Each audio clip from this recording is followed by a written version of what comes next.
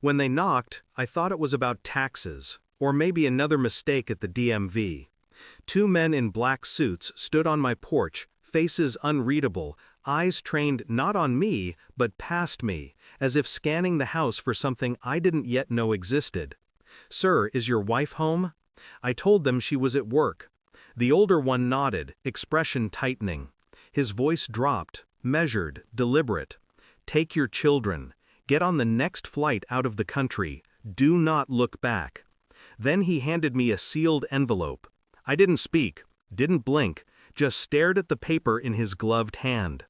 They turned and left without another word, their car disappearing down the street like it had never been there at all. For a moment, the world felt too still. The refrigerator hummed. My son's cartoons echoed faintly from the other room. And I stood there, holding the envelope that was already reshaping my life. When I tore it open, the air seemed to thin. A photograph slid out, then another, and another. Faces I didn't recognize, a different name, a passport, my wife's. Except it wasn't her name printed on it, it was someone else's entirely. That night I watched her sleep. Her breathing was steady, peaceful, too peaceful. I stared at the woman I'd built a life with, the mother of my children, and all I could think was, who the hell are you? I didn't ask questions, I didn't wake her. I just listened to the sound of the clock ticking behind me, counting down something I couldn't yet name. The next morning, she smiled like nothing had changed, kissed me on the cheek, said she had errands to run. Her eyes didn't waver, not once, but I saw it. The pause before she grabbed her keys. The faint stiffness in her shoulders when I mentioned the men who came by. She brushed it off, laughed even. You and your overactive imagination. Her laughter felt rehearsed, like a line she'd practiced in front of the mirror. Over the next week, I became someone else. Quiet, methodical, observant. I followed her, not physically, but digitally. Emails, bank statements, a second phone line she'd hidden under a false name. I traced wire transfers to an account in Zurich, checked passport applications under multiple identities. Every piece of information led me deeper into a web I didn't know my marriage was capable of spinning. At night, she'd curl up beside me, whispering about the future, and I'd stare at the ceiling, wondering which version of her was speaking, the woman I loved or the stranger she was becoming. The worst part wasn't the deceit. It was how perfectly she played it, how she smiled when I handed her coffee, how she touched my hand, steady and warm, while my mind dissected every movement for truth. Every act of affection became a performance. Every silence, a confession she didn't know she was making.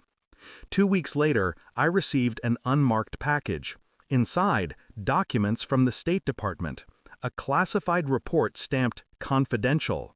Her real name was in bold letters. She wasn't who she said she was. She'd married me under an alias, a former intelligence operative, wanted in 3 countries. The woman who tucked our children at night had been smuggling identities for years. And me? I'd been the perfect cover.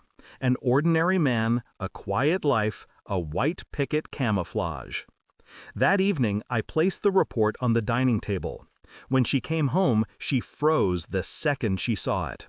Her face drained of color. She didn't ask where I got it, just whispered, "You weren't supposed to find that." I didn't speak, didn't move, just watched her. The silence between us felt surgical, sharp enough to cut through years of shared lies. I told her I'd booked a flight for the kids. She nodded, already calculating her next move. Then I handed her another envelope, one I'd prepared myself. Inside was a single document, her confession, signed, recorded, time-stamped. She realized too late that every conversation since that night had been recorded, every lie documented, every false name, every secret, stored and copied to multiple secure drives. Her hands trembled as she opened it. Her voice broke when she whispered, "What are you going to do with this?" I looked at her the same way those men had looked at me. Cold, detached, final. "Nothing," I said. "You already did it to yourself." I left that night, took the kids, just like they told me to. No note, no goodbye. From the airplane window, I watched the city fade beneath the clouds, a home built on borrowed names and counterfeit love. I didn't feel anger, not anymore, just a strange, hollow clarity.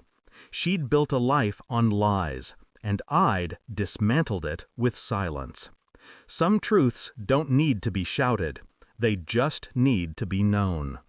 The last thing I saw before we landed was the sealed envelope in my jacket pocket. Her signature at the bottom. Proof she existed, if only as a ghost in someone else's story. I folded it once, then again, and let it fall into the trash. Some endings don't need revenge. Only the quiet satisfaction of walking away with the truth. Thanks for watching. Don't forget to like, share, and comment. Subscribe now to Cheating Stories Insight World for more amazing stories.